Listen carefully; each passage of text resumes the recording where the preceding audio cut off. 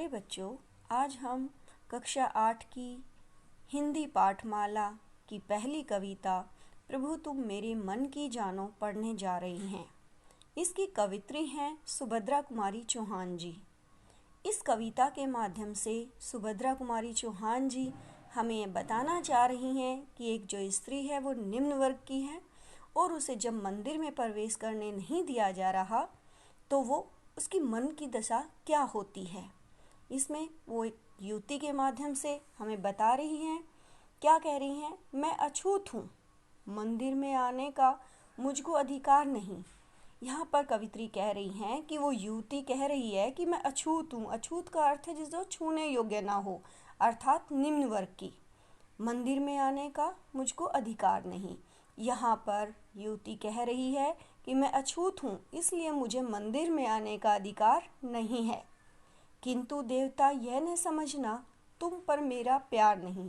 लेकिन हे देवता, हे ईश्वर, तुम यह मत समझ लेना कि मैं मंदिर में नहीं आ रही तो मेरे अंदर तुम्हारे प्रति भक्ति की भावना नहीं है।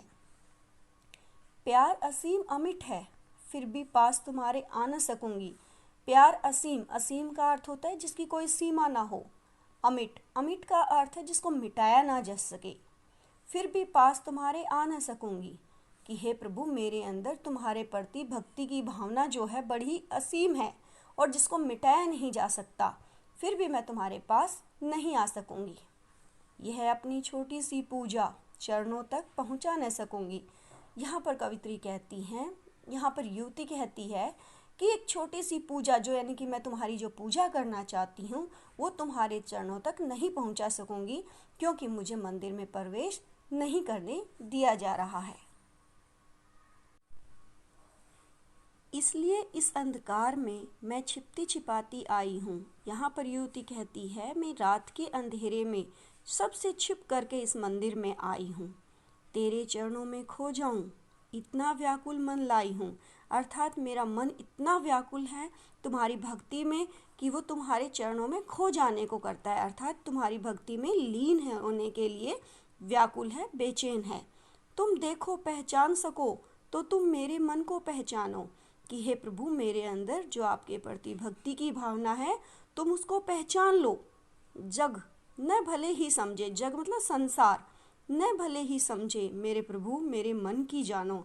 अर्थात मैं ये नहीं है कि संसार मेरी भक्ति को पहचाने, मुझे सिर्फ इतनी इच्छा है कि आप मेरी भक्ति को पहचान लो, अर्थात मेरे मन की बात को तुम पहचान लो, जान लो, अर्थात मेरे अंदर तुम्हारे प्रति जो भक्ति की भावना है वो कितनी दृढ़ है। मेरा भी मन होता है मैं पूजूं तुमको, फूल चढ़ाऊं। यहाँ युवती कहती है ईश्वर को कि मेरा भी मन करता है कि मैं तुम्हारी पूजा करूं, तुम्हें फूल अर्पित करूं और चरण रज, चरण मतलब पैर, रज मतलब धूल लेने को, अर्थात जिस प्रकार से हम जब किसी के चरणों की रज यानी कि पैरों की धूल को अपने मस्तक पे लगाते हैं, तो यहाँ पर युवती कहती है मेरा मन करता है कि मैं भी तुम्हारे चरणों की धूली को अपने मस्तक पर लगाऊं, मैं चरणों के नीचे बिछ जाऊं। चरणों के नीचे बिछ जाने का अर्थ है तुम्हें प्रणाम करूं। मुझको भी अधिकार मिले वह जो सबको अधिकार मिला है, यानी कि सबको किस चीज़ का अधिकार मिला है, मंदिर में आने का, भगवान की भक्ति करने का।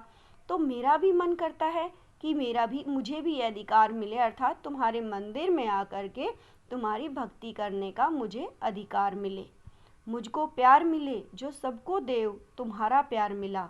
यहाँ पर युवती कहती है कि मुझे भी वो प्यार मिले जिस प्रकार से जो लोग यहाँ मंदिर में आकर के आपकी पूजा करते हैं, तुम्हारे प्रति भक्ति भावना दर्शाते हैं, तो मैं चाहती हूँ मुझको भी वही प्यार मिले, अर्थात मुझे भी आपके मंदिर में आकर के आपकी भक्ति करने का अधिकार मिले और तुम्हारा प्यार मिले।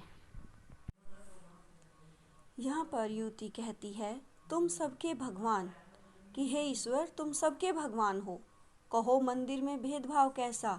फिर आपके मंदिर में ये भेदभाव कैसा, अर्थात उच्च और निम्न वर्ग का भेदभाव कैसे हो सकता है। हे मेरे पाषाण, पाषाण मतलब पत्थर, पसीजो मतलब दया करो। यहाँ पर युवती पाषाण ईश्वर के लिए प्रयोग करती है, कहती है हे मेरे ईश्वर तुम दया करो, बोलो, क्या होता है ऐसा? क्या ऐसा होता है अर्थात आपके मंदिर में निम्न और उच्च वर्ग के प्रति भेदभाव किया जाता है? मैं गरीबनी किस तरह से पूजा का सामान जुटाती। यहाँ पर युवती ने अपने आप को गरीब बताया है। उसने कहा है कि मैं गरीब होकर बड़ी कठिनाइयों से पूजा का सामान जुटाती हूँ, यानी इकट्ठा करती हूँ। बड़ी साध साध मतलब श्रद्धा से तुझे पूजने मंदिर के द्वार तक आती, यानी कि मैं गरीब होते हुए भी बड़ी कठिनाइयों से पूजा का सामान जुटाती हूँ और श्रद्धा के साथ तुम्हारे मंदिर में, तुम्हारे मंदिर के द्वार पर तुम्हें पूजने के लिए आ जाती हूँ। लेकिन जो पुजारी है वो मुझे मंदिर में प्रवेश करने नहीं देता है। यहाँ पर युवती कहती है कि मैं पूजा का सामान जुटा करके मंदिर के दरवाजे पर आ जाती हूँ, लेकिन कह देता है किंतु पुजारी यह तेरा भगवान नहीं। लेकिन मंदिर के दरवाजे पर आ जाने पर वो पुजारी कह देता है कि यह तेरा भगवान नहीं है।